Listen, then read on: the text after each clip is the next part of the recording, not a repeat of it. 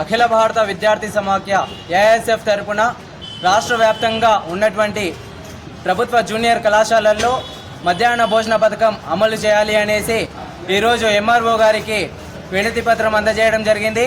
ఈ వినతి పత్రం ఎంఆర్ఓ గారు అందజేసుకొని దీనిపైన మేము ప్రతిస్పందిస్తామని కూడా మాట ఇవ్వడం జరిగింది.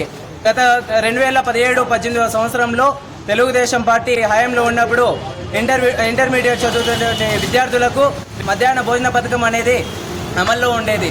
కానీ 2019లో వైఎస్ఆర్సీపీ కాంగ్రెస్ పార్టీ అమల్లోకి వచ్చిన తర్వాత మధ్యాహ్న భోజన పథకం అనేది ఇంటర్ విద్యార్థులకు తీసివేయడం జరిగింది.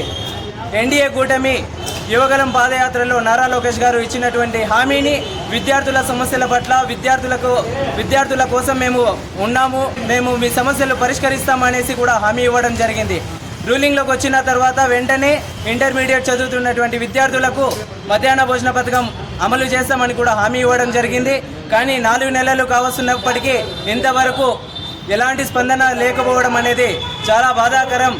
ఇలాంటి విద్యార్థుల సమస్యల పట్ల మీరు వెంటనే పరిష్కరించకపోతే విద్యార్థులకు ఇంటర్మీడియట్ చదువుతున్నటువంటి విద్యార్థులకు మధ్యాహ్న భోజన పథకం అనేది అమల్లోకి తేవకపోతే ఏఐఎస్ఎఫ్ తరపున ఇలాంటి కార్యక్రమాలు మరెన్నో చేపడతామని కూడా హెచ్చరిస్తున్నాను.